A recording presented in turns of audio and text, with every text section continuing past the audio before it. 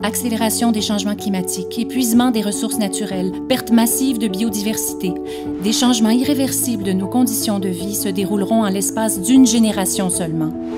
C'est cette période de transformation profonde de nos sociétés, difficile à accepter, que l'on appelle la transition.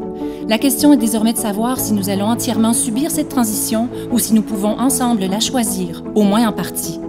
Notre système, basé sur la croissance infinie et des chaînes d'approvisionnement mondialisées, doit être adapté à cette nouvelle réalité. La seule pandémie du coronavirus en a montré les fragiles limites. Ce n'est pas la dernière pandémie, et c'est sans compter les événements climatiques extrêmes qui vont se répéter et s'intensifier. On le sait, nous polluons et générons un niveau de gaspillage de ressources et de matières bien au-delà de la capacité de la planète à les renouveler ou les fournir. Aujourd'hui, les inégalités sociales et les inégalités entre pays ne font qu'augmenter. Qu'en sera-t-il lorsque nous aurons une quantité beaucoup plus réduite de ressources à nous partager? Nous devons repenser nos modes de production et de consommation pour qu'ils soient plus solidaires et plus sobres. Il faut avoir une vision globale de cette transition car tous les aspects de notre société sont concernés, tant nos façons de nous alimenter, de nous soigner, de nous déplacer, que nos villes, nos écoles et même notre démocratie.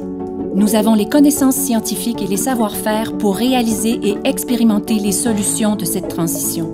Le plus dur est de passer à l'action, de s'y mettre collectivement. Pour savoir dans quelle direction agir, il nous faut élaborer des visions concrètes et débattre de nouvelles trajectoires possibles pour notre société afin de choisir ensemble un futur souhaitable.